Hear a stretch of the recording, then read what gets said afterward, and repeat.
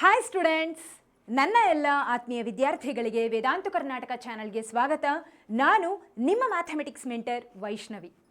ಮಕ್ಕಳೇ, ನಾವೆಲ್ಲರೂ ಕೂಡ ಒಂದಲ್ಲ ಒಂದ್ಸಲ ನಮ್ಮ ಲೈಫಲ್ಲಿ ಈ ಟ್ರೈನಲ್ಲಿ ಪ್ರಯಾಣ ಮಾಡಿರ್ತೀವಿ, ಕರೆಕ್ಟ್ ಅಲ್ವಾ?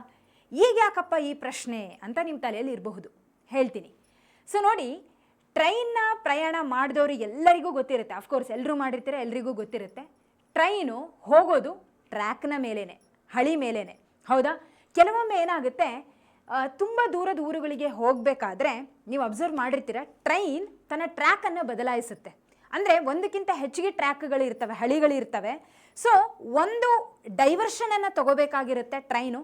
ಸೊ ಅಂಥ ಟೈಮಲ್ಲಿ ಏನಾಗುತ್ತೆ, ಡ್ರೈವರ್ ಯಾವ ಊರಿಗೆ ಹೋಗಬೇಕಂದ್ರೆ ಯಾವ ಟ್ರ್ಯಾಕನ್ನು ತಗೋಬೇಕು, ಯಾವ ಒಂದು ಟ್ರ್ಯಾಕನ್ನು ನಾವು ಇಲ್ಲಿ ಸೆಲೆಕ್ಟ್ ಮಾಡಿದರೆ ಪರ್ಟಿಕ್ಯುಲರ್ ಡೆಸ್ಟಿನಿಯನ್ನು ರೀಚ್ ಆಗ್ತೀವಿ ಅನ್ನೋದು ಡ್ರೈವರಿಗೆ ಗೊತ್ತಿರುತ್ತೆ, ಹೌದಾ? ಸೊ ಟ್ರೈನ್ ಅಂತೂ ತಾನಾಗ್ತಾನೆ ಟ್ರ್ಯಾಕನ್ನು ಚೇಂಜ್ ಮಾಡೋದಿಲ್ಲ, ಕರೆಕ್ಟ್ ಅಲ್ವಾ? ಓಕೆ, ಈಗ ಯಾಕಪ್ಪ ಈ ವಿಷಯ ಅಂತ ಅಂದರೆ, ನಮ್ಮ ಜೀವನವೂ ಇದೇ ರೀತಿ ಮಕ್ಕಳೇ. ನಮಗೆ ಈ ಕ್ಲಾಸ್ ಫಸ್ಟ್ ಸ್ಟ್ಯಾಂಡರ್ಡಿಂದ ನಾನು ಹೇಳೋದು, 1ನೇ ಕ್ಲಾಸಿಂದ ಹಿಡಿದು 10ನೇ ಕ್ಲಾಸ್ ತನಕ ಯಾವುದೇ ಟ್ರ್ಯಾಕ್ಗಳಿರೋದಿಲ್ಲ, ಹೌದಾ? ಈ ಎಜುಕೇಷನ್ ಅನ್ನುವಂಥ ಟ್ರೈನ್ ಸುಮ್ಮನೆ ಉದ್ದ ಹೋಗ್ತಾ ಇರುತ್ತೆ. ಎಲ್ಲಿ ತನಕ ಹೋಗ್ತಿರುತ್ತೆ ಅಂದರೆ 10ನೇ ಕ್ಲಾಸ್ ತನಕ ಅಲ್ಲಿ ಇಲ್ಲಿ ಡೈವರ್ಷನ್ ಇಲ್ಲದೆ ಹೋಗುತ್ತೆ. ಆದರೆ ಒಮ್ಮೆ 10ನೇ ಕ್ಲಾಸ್ ಮುಗಿಸಿದ್ವಿ ಅಂತ ಅಂದರೆ ನಮಗೆ ಸಾಕಷ್ಟು ಅಪರ್ಚುನಿಟಿ, ಸಾಕಷ್ಟು ಆಪ್ಷನ್ಸ್, ಚಾಯ್ಸಸ್ಗಳು ಸಿಗುತ್ತೆ, ಹೌದಾ?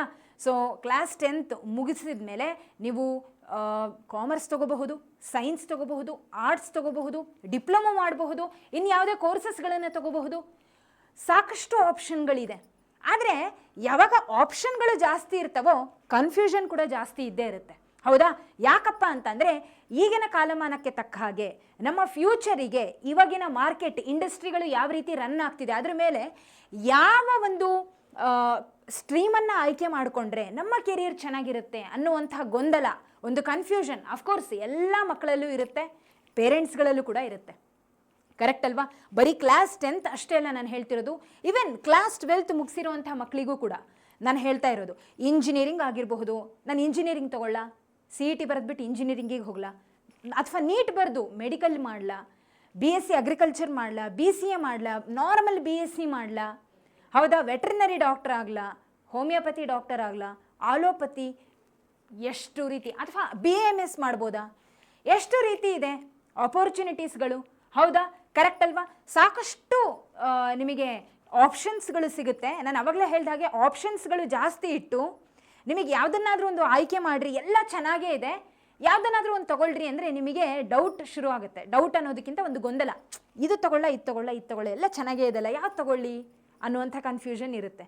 ಆದರೆ ಯಾವುದನ್ನು ತೊಗೊಂಡ್ರೆ ನಮಗೆ ಒಳ್ಳೆಯದು ಅನ್ನುವಂಥ ನಾಲೆಡ್ಜ್ ಇದ್ದವರು ಮಾತ್ರ ಕರೆಕ್ಟಾಗಿರೋದನ್ನು ಆಯ್ಕೆ ಮಾಡ್ಕೊಳ್ತಾರೆ, ಕರೆಕ್ಟ್ ಅಲ್ವಾ? ಆ ನಾಲೆಡ್ಜ್ ನಿಮಗೆ ಸಿಗಬೇಕು ಅಂದರೆ ಆ ನಾಲೆಡ್ಜನ್ನು ನಿಮಗೆ ಕೊಡುವಂಥವ್ರು ಯಾರಾದರೂ ಬೇಕಲ್ಲ? ಎಸ್, ನಾನಿವಾಗ ಏನು ಹೇಳೋದಕ್ಕೆ ಹೊರಟಿದ್ದೀನಿ ಅಂದರೆ ಮಕ್ಕಳೇ, ನಮ್ಮ ದಾವಣಗೆರೆ, ಕರ್ನಾಟಕದಲ್ಲಿರುವಂಥ ದಾವಣಗೆರೆ ಡಿಸ್ಟಿಕಲ್ಲಿ ಒಂದು ಎಜುಕೇಷನ್ ಎಕ್ಸ್ಪೋ ನಡೀತಾ ಇದೆ. ಓಕೆ, ಸೊ ಯಾವತ್ತು ನಡೀತಾ ಇದೆ ಅಂತ ಅಂದರೆ ಮೇ 23 ಹಾಗೆ ಮೇ 24 2 ದಿನ ನಡೀತಾ ಇದೆ. ಏನಪ್ಪ ಈ ಎಜುಕೇಷನ್ ಎಕ್ಸ್ಪೋ, ಯಾವುದ್ರ ಬಗ್ಗೆ ಇವರು ಮಾತಾಡ್ತಾರೆ ಅಂದರೆ, ನಾನು ಆವಾಗಲೇ ಹೇಳ್ದ ಹಾಗೆ ಮಕ್ಕಳೇ, ಸಾಕಷ್ಟು ಆಪ್ಷನ್ಗಳಿದೆ. ಮತ್ತೊಂದು ವಿಷಯ ನಾನು ಹೇಳೋದು ಏನಪ್ಪ ಅಂದರೆ, ಈ 1-2 ವರ್ಷದ ಹಿಂದಿನ ತನಕ ಸಾಕಷ್ಟು ಜನ ಸ್ಟೂಡೆಂಟ್ಸ್ಗಳು ನೀವೇನನ್ನು ತಗೊಳ್ತೀರಾ ಮುಂದೆ ಅಂದರೆ, ನಾನು ಕಂಪ್ಯೂಟರ್ ಸೈನ್ಸ್ ಇಂಜಿನಿಯರ್ ಆಗಬೇಕು ಅಂತ ಹೇಳೋರೆ ಸಾಕಷ್ಟು ಜನ ಸಿಗ್ತಿದ್ರು. ಕಾರಣ ಏನಪ್ಪ ಅಂದರೆ, IT ಇಂಡಸ್ಟ್ರಿ ಅಷ್ಟು ದೈತ್ಯವಾಗಿ ಬೆಳೆದಿದೆ, ಹೌದಾ? ಅಫ್ಕೋರ್ಸ್ ನಮ್ಮ ಬೆಂಗಳೂರನ್ನು IT ಹಬ್ ಅಂತಲೇ ಕರಿತೀವಿ. ಎಲ್ಲ ಇಂಡಸ್ಟ್ರಿ ಕಂಪನೀಸು ಇನ್ನೊಂದು ಮತ್ತೊಂದು ಬೇರೆ ಬೇರೆ ದೇಶಗಳಿಂದನೂ ತಂದು ಕಂಪನೀಸ್ಗಳು ಇಲ್ಲಿ ಸಿಚುಯೇಟ್ ಆಗಿದೆ, ಹೌದಾ? ಈಗ ಇಂಥ ಸಂದರ್ಭ ಇರಬೇಕಾದ್ರೆ ಎಲ್ಲರೂ ಕೂಡ ಅಫ್ಕೋರ್ಸ್ IT ಹಿಂದೆನೇ ಹೋಗ್ತಿದ್ರು. ಆದರೆ ಈಗ ನಿಮಗೆ ಗೊತ್ತೇ ಇದೆ, ಆರ್ಟಿಫಿಷಿಯಲ್ ಇಂಟೆಲಿಜೆನ್ಸ್ನ ಪ್ರಭಾವದಿಂದ ಅದರ ಇಂಪ್ಯಾಕ್ಟ್ ಏನನ್ನ ಕ್ರಿಯೇಟ್ ಮಾಡಿದೆ ಅಂದರೆ ಸ್ವಲ್ಪ ಅಲ್ಲೋಲ ಕಲ್ಲೋಲನ ಎಬ್ಬಿಸಿದೆ ನಮ್ಮ IT ಇಂಡಸ್ಟ್ರಿಯಲ್ಲಿ. ಸೊ ಎಲ್ಲರೂ ಕೂಡ ಇವಾಗ ಸಾಫ್ಟ್ವೇರ್ ತಗೊಳ್ಳೋ ಬೇಡವೋ, ಕಂಪ್ಯೂಟರ್ ಸೈನ್ಸ್ ಇಂಜಿನಿಯರಿಂಗ್ ಮಾಡಿದರೆ ನನ್ನ ಕೆರಿಯರ್ ಚೆನ್ನಾಗಿರುತ್ತೋ ಇಲ್ವೋ ಅನ್ನುವಂಥ ಒಂದು ಅನ್ಸರ್ಟಿನಿಟಿ ಶುರುವಾಗಿದೆ, ಹೌದಾ? ಇದರ ಅರ್ಥ ಯಾರು ಸಾಫ್ಟ್ವೇರೇ ತಗೋಬಾರ್ದು, ಐ ಮೀನ್ ಕಂಪ್ಯೂಟರ್ ಸೈನ್ಸನ್ನು ತಗೋಬಾರ್ದು ಅಂತ ಅಲ್ಲ. ಆದರೆ ಮುಂಚೆ ಇದ್ದಷ್ಟು ಒಂದು ಏನಂತ ಹೇಳ್ತೀವಿ, ಅದ್ರ ಮೇಲೆ ಇರ್ತಕ್ಕಂಥ ಒಂದು ಕ್ರೇಜ್ ಸ್ವಲ್ಪ ಕಡಿಮೆ ಆಗಿದೆ. ಅಫ್ಕೋರ್ಸ್ ಎಲ್ಲ ಟೈಮಲ್ಲೂ ಒಂದೇ ರೀತಿ ಇರೋದಿಲ್ಲ, ಕಾಲಮಾನಕ್ಕೆ ತಕ್ಕ ಹಾಗೆ ಏರಿಳಿತಗಳು ಇರುತ್ತೆ, ದಟ್ ಈಸ್ ಸೆಕೆಂಡ್ರಿ. ಆದರೆ ನಾನು ಏನನ್ನ ಹೇಳೋದಕ್ಕೆ ಹೊರಟಿದ್ದೀನಿ ಅಂದರೆ, ಈಗ ಕಂಪ್ಯೂಟರ್ ಸೈನ್ಸ್ ಹಿಂದೆ ಸಾಕಷ್ಟು ಜನ ಹೋಗ್ತಿದ್ರು, ಈಗ ಅದು ಸ್ವಲ್ಪ ಕಡಿಮೆ ಆಗಿದೆ ಅದರ ಕ್ರೇಜು. ಈಗ ಯಾವುದನ್ನು ತಗೊಂಡ್ರೆ ಹಾಗಿದ್ರೆ ನಮ್ಮ ಒಂದು ಕೆರಿಯರ್ ಚೆನ್ನಾಗಿರುತ್ತೆ, ಯಾವ ಆಪ್ಷನ್ ಸೆಲೆಕ್ಟ್ ಮಾಡಿದರೆ ಚೆನ್ನಾಗಿರುತ್ತೆ ಅನ್ನುವಂಥ ನಾಲೆಡ್ಜ್ ನಿಮಗೆ ಇರಬೇಕಾಗತ್ತೆ. ಈಗ ನೀವು ಈ ಒಂದು ಎಜುಕೇಷನ್ ಎಕ್ಸ್ಪೋವನ್ನು ಅಟೆಂಡ್ ಮಾಡಿದರೆ ನಿಮಗೆ ಇದರಿಂದ ಸಿಗುವಂಥ ಲಾಭಗಳೇನು ಅಂದರೆ, ಮೀಟ್ 50+ ಕಾಲೇಜಸ್. 50+ ಕಾಲೇಜಸ್ಗಳು ಅಂದರೆ ಕಾಲೇಜ್ನ ಹೆಡ್ ಆಗಿರಬಹುದು, ಆ ಕಾಲೇಜ್ ವತಿಯಿಂದ ಸಾಕಷ್ಟು ಜನ ಅಲ್ಲಿ ಬಂದು ಸೇರ್ತಾರೆ. ಓಕೆ, 50 ಕಾಲೇಜುಗಳಿಗಿಂತ ಹೆಚ್ಚಿಗೆ ಕಾಲೇಜಸ್ಗಳು ಅಲ್ಲಿ ಬಂದು ಸೇರ್ತಿದ್ದಾವೆ. ಓಕೆ, ಐ ಮೀನ್ ಕಾಲೇಜ್ ಬಂದು ಸೇರುತ್ತೆ ಅಂದರೆ ಕಾಲೇಜಲ್ಲಿ ಇರ್ತಕ್ಕಂಥ ಮುಖ್ಯವಾದಂಥ ವ್ಯಕ್ತಿಗಳು, authorities. Get expert career guidance. Okay, so ಎಕ್ಸ್ಪರ್ಟ್ಸ್ಗಳು ಬರ್ತಾರೆ. ಎಜುಕೇಷನ್ನ ಬಗ್ಗೆ ನಿಮಗೆ ಇರ್ತಕ್ಕಂಥ ಗೊಂದಲ, ಕನ್ಫ್ಯೂಷನ್ನ ಪರಿಹಾರ ಮಾಡಲಿಕ್ಕೆ ಸಾಕಷ್ಟು ಈ ಒಂದು ಶಿಕ್ಷಣ ತಜ್ಞರು ಅಥವಾ ಕೆರಿಯರ್ ಗೈಡೆನ್ಸ್ ಕೊಡುವಂತಹ ದೊಡ್ಡ ದೊಡ್ಡ ವ್ಯಕ್ತಿಗಳು ಇಲ್ಲಿ ಬರ್ತಾರೆ. Okay, then compare courses and fees. So ಯಾವ ಕೋರ್ಸ್ಗಳಿಂದ ಏನು ಪ್ರಯೋಜನ, ಅದರ ಕಂಪ್ಯಾರಿಸನ್, ಹಾಗೆ ಫೀಸ್ನ ಸಮೇತ. ಓಕೆ, ಸೊ ಬರೀ ಕೋರ್ಸ್ ಅಷ್ಟೇ ಅಲ್ಲದೆ ಅದರ ಫೀಸ್ನ ಬಗ್ಗೆನೂ ನಿಮಗೆ ತಿಳಿಸ್ಕೊಡ್ತಾರೆ. Then direct admission support. ನೀವು ಡೈರೆಕ್ಟಾಗಿ ಅಡ್ಮಿಷನ್ ಕೂಡ ಮಾಡಿಸುವಂಥ ಒಂದು ಸಪೋರ್ಟ್ ಅಲ್ಲಿ ನಿಮಗೆ ಸಿಗುತ್ತೆ. ಎಲ್ಲಿ? ಈ ಒಂದು ಎಜುಕೇಷನ್ ಎಕ್ಸ್ಪೋನ ನೀವು ಅಟೆಂಡ್ ಮಾಡಿದಾಗ. ಓಕೆ, ಸೊ ಯಾವತ್ತು ನಡೀತಾ ಇದೆ ಅಂದರೆ, ನಾನು ಆವಾಗಲೇ ಹೇಳಿದ ಹಾಗೆ ಮೇ 23 ಹಾಗೆ 24 ಇದೇ ಶನಿವಾರ ಹಾಗೆ ಭಾನುವಾರ. ಸೊ ಲೊಕೇಶನ್ ಯಾವುದಪ್ಪ ಅಂದರೆ, ಶ್ರೀ ಅಭಿನವ ರೇಣುಕಾ ಕನ್ವೆನ್ಷನ್ AC ಹಾಲ್, ದಾವಣಗೆರೆಯಲ್ಲಿ ಇರುವಂಥದ್ದು, PB ರೋಡಲ್ಲಿ ಇರುವಂಥದ್ದು.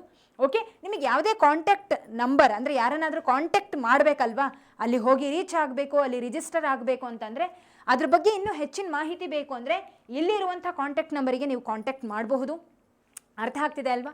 ಸೊ ಕ್ಲಾಸ್ 10th ಮುಗಿದ ಮೇಲೆ ಹಾಗೆ ಕ್ಲಾಸ್ 12th ಮುಗಿದ ಮೇಲೆ ಏನೆಲ್ಲ ಆಪರ್ಚುನಿಟೀಸ್ಗಳು, ಆಪ್ಷನ್ಸ್ಗಳು, ಸ್ಟ್ರೀಮ್ಸ್ಗಳು ನಿಮಗೆ ಇದೆ, ಸಚ್ ದಟ್ ಅದರ ಮುಖಾಂತರ ನೀವು ಒಳ್ಳೆ ಕೆರಿಯರ್ನ ಬಿಲ್ಡ್ ಮಾಡ್ಬೋದು ಅನ್ನೋದ್ರ ಬಗ್ಗೆ ನಿಮಗೆ ಈಗ ಸಂಪೂರ್ಣ ಮಾಹಿತಿ ಈ ಒಂದು ನಮ್ಮ ಎಜುಕೇಷನ್ ಎಕ್ಸ್ಪೋ ಅಲ್ಲಿ ಸಿಗುತ್ತೆ ಮಕ್ಕಳೇ.